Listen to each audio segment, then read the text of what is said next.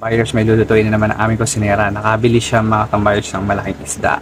Piprito niya mga tambayers. Pero bago niya ginawa yun, tinanggal niya muna yung laman ng isda mga tambayers. Yan. Tapos hiniwa niya ng cubes yung laman ng isda mga tambayers.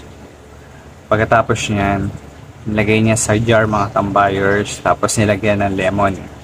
Tapos salt. Tapos nilamas-lamas siya mga tambayers. Tapos yung lamasan mga tambayers, meron pineapple. Then hiniwa niya mga tambayers ng sobrang kapal. Abot hanggang gitna na. Wala nang matira. Okay. Masyado aksayado yung aming kusinera mga tambayers. Tapos hinati niya rin ng cubes mga katambayers. After niyan mga tambayers, ayun yung imbudo niya. Sobrang laki na naman. Pinansala niya ng harina. Tapos, ayun na naman, inulit niya na naman. Wala namang mangyayari mga tambayers. Ganun lang. Lagyan niya ng seasoning. Okay, pagkatapos nun, hinalo niya mga tambayers. Tapos, nilagay niya na yung meat ng isda. Kinoat niya mga tambayers. After ng pag-coat mga tambayers, sinala niya. And after niya salain yung malaking isda naman o yung katawan na mismo ng isda, ang kinoat niya mga tambayers. Tapos, tinuhog niya ng stick. After niyan mga tambayers, yung onion, hiniwa niya rin mga tambayers ng maninipis. Okay. Tapos garlic, ganun din, maninipis din ng hiwa.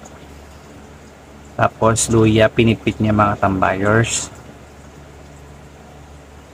Then, onion leeks. Yan, hiniwa niya rin mga tambayers. Tapos chili, ganun din, hiniwa niya rin. Tapos lemongrass, pinitpit niya lang yung mga tambayers, yung lemongrass. Tapos yan, dinipry niya na yung isda kasama yung laman mga tambayers. Tapos yan, naging parang chicharon yung isda mga tambayers. Tapos nagisa na siya ng bawang, sibuyas. Okay, sinunod niya na yung sili, yung lemongrass at saka yung luya mga tambayers. Tapos, yung mga condiments, yung mga pang-sauce yan mga katambayers malamang. Tapos, cornstarch, water, yan. Para siyang katambayers, sweet and sour. Yan yung pineapple at saka yung leeks, sinunod niya na rin mga tambayers. Ayun na yung chicharon, tilapia. O, sabi na nga para siyang nangyaring sweet and sour chicharon tilapia mga tambayers. Pero ano kayang lasa niyan? Hindi ako kumakain kasi ng tilapia mga tambayers. Kaya hindi ko yan alam kung anong lasa niyan. Yan. Napakagaling na aming kusinera mga tambayers.